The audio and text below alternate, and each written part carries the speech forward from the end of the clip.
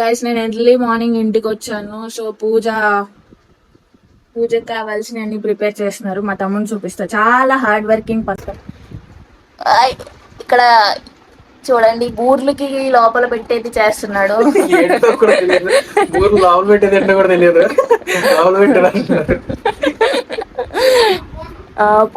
పూర్ణం చేస్తున్నాడు వీడిక్కడ. తెలుసుకోవాలి, చాలా చాలా హెల్ప్ చేస్తాడు మా అమ్మకి. నేనే నేర్పించాను ఇలా హెల్ప్ చేయమని. మా అమ్మ ఏం చేస్తుందో చూద్దాం రండి. మా ఏం చేస్తున్నావు? నేనైతే చాలా లిస్ట్ ఇచ్చాను మా అమ్మకి. మా అమ్మ గార్లు వేస్తుంది గాయ్స్. మా నాన్నని చూపించను మీకు. చాలా సీరియస్ గా ఉండొచ్చు మా అమ్మ. ఇక్కడ రెడీ చేస్తున్నాము పూజకి.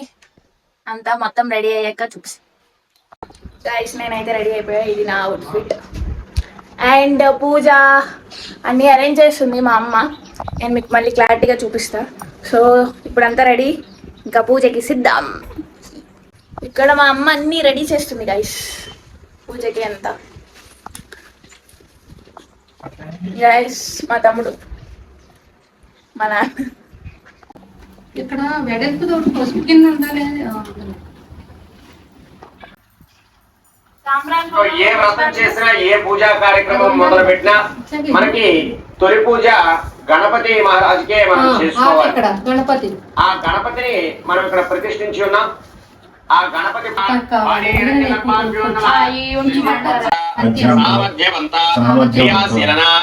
వైభవోపేత జీవన విధాన శాంతి సౌఖ్య సౌభాగ్య భాగ్య యోగ్య పుష్పం గృహీత్వా ధ్యానం కుర్యాతు. మనం ఏ దేవతకి పూజ చేసినా సరే 16 రకములైనటువంటి పూజలు ఉంటాయి. దీనినే షోడశోపచార పూజ అని అంటారు. ఇప్పుడు ఆ పూజనంతటినీ కూడా మనం గణపతి సాధించండి అని అక్షంతలో నీళ్లు కూడా స్వామి వారి దగ్గర విడిచిపెట్టండి. ఎస్ఎస్ స్మృత్యాత నామోకిత పూజ క్రియాది భూన్యూనం సంపూర్ణతాం వ్యాధి సజ్జో వందేత ఉచితం మంత్రహీనం క్రియా సుప్రీతో సుప్రసన్నో వరదో భవ. పూజా కార్యక్రమం అంతా అయినటువంటి సమయంలో మనం అమ్మ పూజ అయితే కంప్లీట్ అయిపోయింది. సో మా అమ్మ చూడండి ఎంత బాగా చేసిందో పూజ. చాలా వెరైటీస్ కూడా కుక్ చేసింది. గారెలు, బూరెలు, పులిహోర, పరవన్నం, అండ్ తర్వాత పానకం. చెప్పమ్మా ఏం చేసావు? స్వీట్స్, ఫ్రూట్స్, దానిమ్మకాయలు, గారెలు, బోర్లు అన్ని, ఇంకా పాలు అన్ని పెట్టాము. పానకం కూడా చేసాము. ఇవన్నీ తినడానికి మా తమ్ముడు చాలా రెడీగా ఉంది. నేను కొనుక్కున్న కొత్త చీర ఇదిగోండి. ఇది నేను కొనుక్కున్న కొత్త చీర. కెమెరామ్యాన్. సో ఇలా అయింది.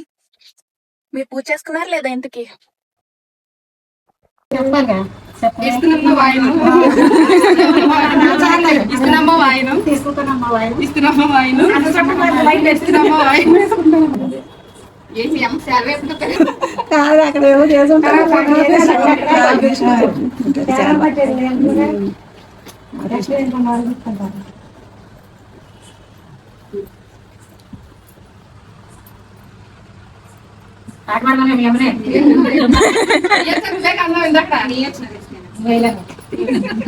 ఎవరి సెంటిమెంట్